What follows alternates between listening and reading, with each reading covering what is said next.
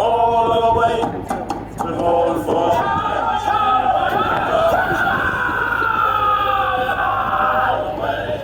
Bring them away!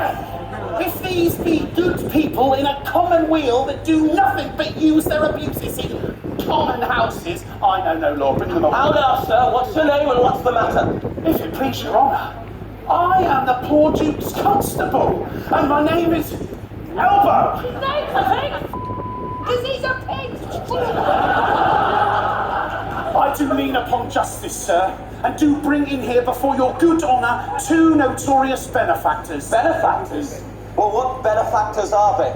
Are they not malefactors? If it please your honour, I know not well what they are, but precise villains they are. Oh, that I am sure of, and void of all profanation. Never mind profanation! You put that In a world that good Christians ought to have. This comes off well. Here's a wise officer. Go to. What quality are they of, Father?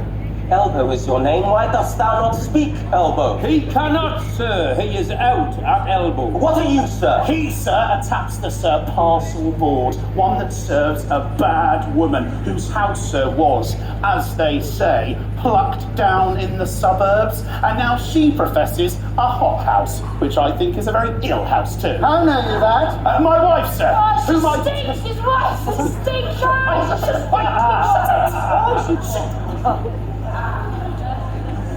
My wife, sir.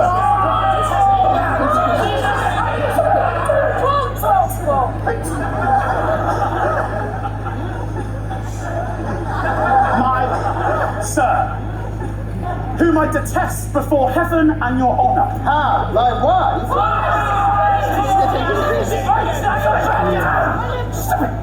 Cromwell was a Puritan. He stopped to smear a poor Jimmy. Your brother is the forfeit of the law, and you but waste your words. Alas, alas, why all the souls that were forfeit once, and he that might the vantage best have took found out the remedy. How would you be if he which is the top of judgment should but judge you as you are? Oh, think on that, and mercy then will breathe within your lips like man new made. Be you content, fair maid. It is the law, not I, condemn your brother. Were he my kinsman, brother, or my son, it should be thus with him. He must die. Tomorrow. Tomorrow? Oh, that's sudden. Spare him. Spare him. He's not prepared for death. Way up, all away. We're all for better weather, Jim. Way all away. Thou art not thyself.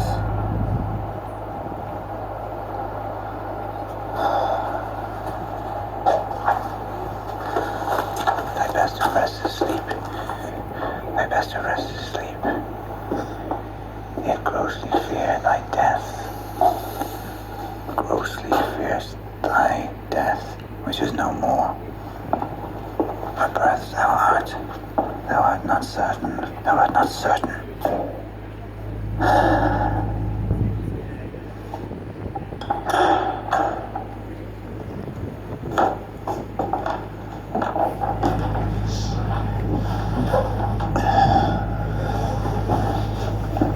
So,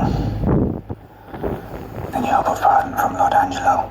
The miserable have no other medicine but only hope. I've hope to live and am prepared to die.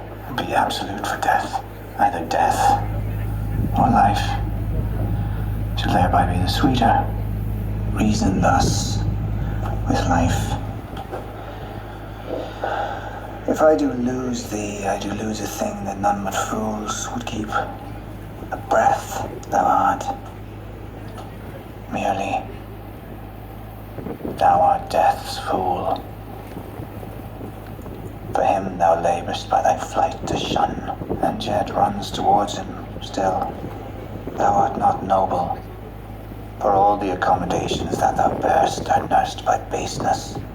Thou art by no means valiant, but thou doth fear the soft and tender fork of a poor worm. Thy best of rest is sleep, that thou oft provokest, yet grossly fearest thy death, which is no more.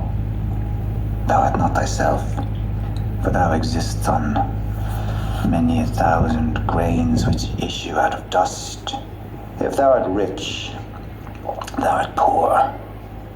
For like an ass whose back with its boughs thou bears thy heavy riches but a journey, and death unloads thee. Friend, hast thou none? Thou hast nor youth, nor age, for all thy blessed youth becomes as age, and when thou art old and rich, thou hast nor heat, affection,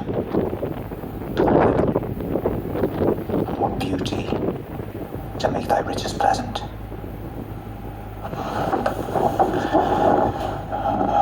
What's yet in this that bears the name of life?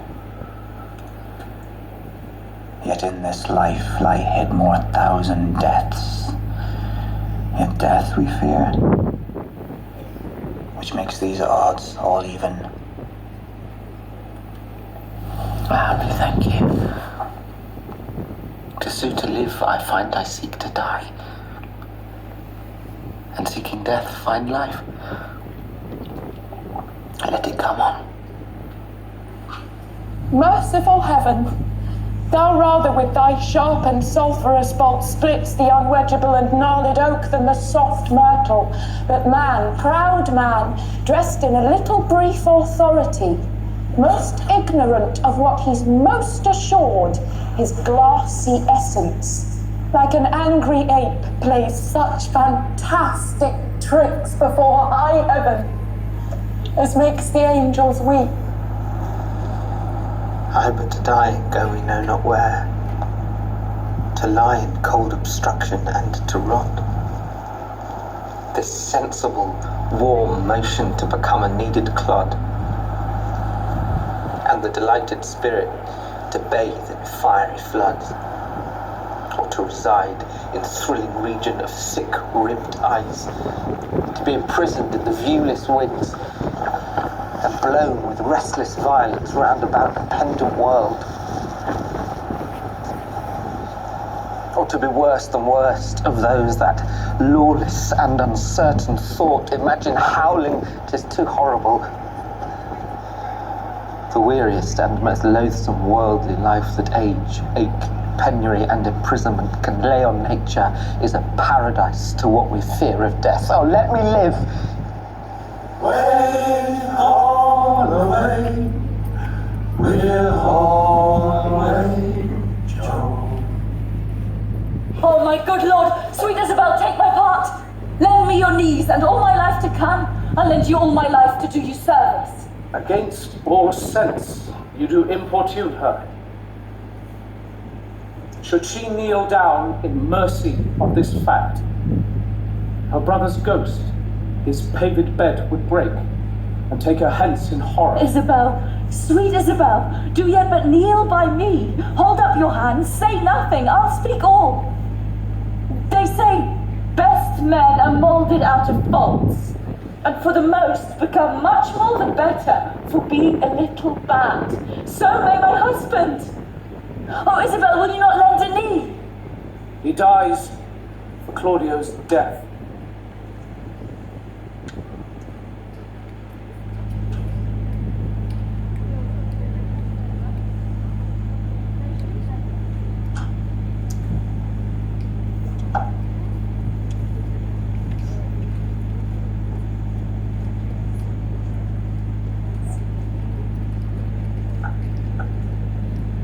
Most bounteous sir, look if it please you on this man condemned as if my brother lived.